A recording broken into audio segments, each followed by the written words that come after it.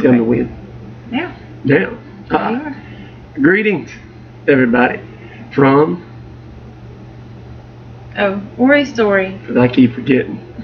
All right, even though it's my story. So tomorrow we're getting ready for our last test. It's called a bone density scan, and I'm assuming that the details are in the definition, bone density scan. So they'll do that, and then the ball will be in their court. They'll get a hold of us, put it to the review board, and as far as we know, that's how it works. Anyway, they'll be getting back a hold of us. But the main point of this one isn't so much me, as in, because y'all know a lot of what I'm going through. But there's another part to this puzzle, and it's the caretakers. And in my case, it's my wife, LaRae, and they go through. They're not going through the operation, but they got their own battles they got to deal with. Because it's a hell of a lot harder to watch somebody you love go through something than it is to go through it, and that's what they got to go through. So anyway, she's gonna fill you in kind of on how she's feeling about it, and at this point anyway, through the whole deal, we'll through the whole journey, we'll go back and forth about where we both are, and hopefully this will be of help to someone. But anyway, I'm going to turn it over to her. Well, last week when we were in eval, I kind of got a name, and I hadn't thought about it before, but they have listed me as caregiver, and what they do is they make sure that the transplant patient has a caregiver that is going to be there 24/7 for 90 days after the transplant is done. And they are very serious about it, because they're not going to go through all of this and give someone a set of lungs if they're not able to be taken care of, because those lungs are very, very important. So we've got to do all we can to for them to work. And so they pretty much, with a transplant, you have to agree, that you will be there. He won't be able to be left alone for 90 days after, even for a minute. I mean, because rejection is there. He's going to be on lots of meds that are going to make him not really kind of know what's going on sometimes, and kind of make him, it's going to be a little different for a while, because his body's going to be going through so much of a change and so different. So I got to trust you. You have to trust me. And also there may be some memory loss, and I mean, there's just some things that are going to be happening that he's going to have care just all the time. And so another thing with that is that we aren't having to relocate before the transplant, but after the transplant we're going to be pretty much living in Houston for 90 days, and we'll be staying very close to the hospital, and he's going to be going to rehab and getting,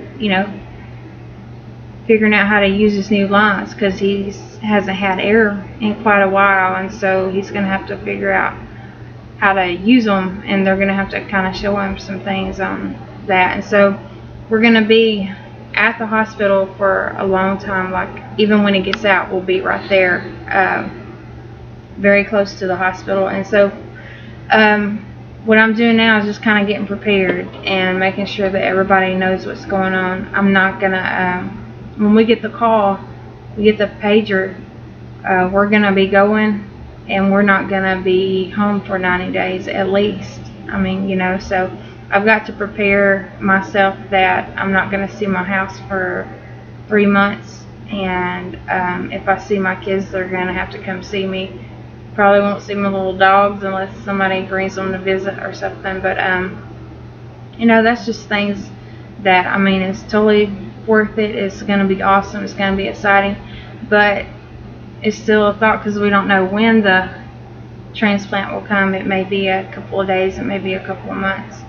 But people's lives are still going to be going on here while we're there. So, you know how parents have kiddos and stuff. So just getting those things ready and thinking about, you know, what's to come is kind of where we are right now. And it's exciting. And I'm super excited to be here as a caretaker. And I think that it's my greatest ministry I've ever had in my whole life. And I'm very excited about it. But it is, to be realistic, you know, it is kind of, you know, I'm going to be gone. There's going to be a lot, you know, I'm going to be responsible for a lot for him and his new lungs. And so I take it very seriously. So that's kind of where we are today. And I've been getting myself ready as best I can. And what I don't have, I just pray about. So y'all pray for me that, you know, the Lord will give me strength and that he will give me all that I need to be able to take care of Ory like I really want to, and so that this transplant can be just an awesome thing and he can have a new lease on life and be able to do the things that he's not right now. So that's kind of where we are today. Just getting ready to go get that last test. This is the face we'll miss. Get that last test and see what transplant says. So just and also, oh yeah, he likes my pet too. Yeah. But it says breathe when you can. There. Breathe.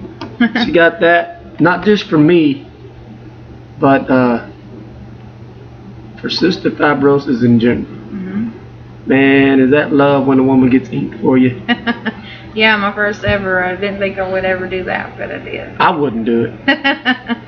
And this is also for Sarah today, the 10-year-old little girl. Woohoo! We Yay, have been Sarah. praying, signing petitions, and we are very excited about what they're doing on getting these kids on the list, because these kids are really, really sick and they deserve lease on life. And I think it's awesome that they're starting to really acknowledge them and get them on the list so that they can have another chance at living. And I think it's awesome. We're very excited. They at least get a chance. Get a chance. And also praying for our buddy Dakota, still in Texas Children's, and may get to see him tomorrow. We'll see what's going on there. But keep your prayers for him and for Sarah and for all other CF patients. Be awesome. And Be blessed. Be blessed. Be encouraged. Good night.